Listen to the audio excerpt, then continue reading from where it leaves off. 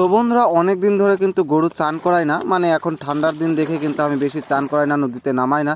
আর আমাদের নদী ছাড়া উপায় নেই, নদীতেই স্নান করাতে হয়। তাই কালো গরুটাকে কিন্তু বেশিক্ষণ রাখবো না, তাড়াতাড়ি করেই একটু কচলিয়েই কিন্তু উঠিয়ে দিব, জীবনটা তেনা তেনা করে। আর আমারও কিন্তু বেশি ঠান্ডা লাগছে, নদীর জল একবার কলকলা ঠান্ডা জল।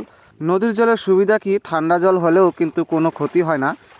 আর মার্শালের জলে স্নান করালে বেশি ক্ষতি হয়, গরু ঠান্ডা লেগে যায়, জ্বরও এসে যায়। সেই জন্য নদীর জলে কিন্তু অনেক সুবিধা। আর নদীর জলে স্নান করলে গরুর শরীর কিন্তু হালকা হয়ে যায়, আর উঠতি বয়সে ফুর্তি কিন্তু বেড়ে যায়। লোমগুলো কিন্তু কুকরানো কুকরানো হয়ে গেছিলো এই কালো গরুটার, খুবই নোংরা হয়ে গেছিলো। তাই নদীর জলে কিন্তু নামিয়ে ভালো করে একটু ঘষে দিলাম। আর নদীর জলে ঠান্ডা জল দেখে বেশি কচলাকচলি করি না, সেই জন্য ওপরে উঠে আমি যা কিছু নোংরা আছে আমি একটু ঘষে দিলাম, একেবারে চকচকা হয়ে গেল। আর কালো গরুটা এখন একটু ভার হয়ে গেছে, মানে মাস আনজাত, মানে ওর পেটটা কিন্তু বিশাল বড় হয়ে যাচ্ছে অল্প দিনের মধ্যে, কিছু বুঝতে পারছি না। যাই হোক, ওর কিন্তু এখন 5 মাস যে 6 মাস পড়লো, তার মধ্যে কিন্তু পেটটা কিন্তু বিশাল বড় হয়ে গেছে।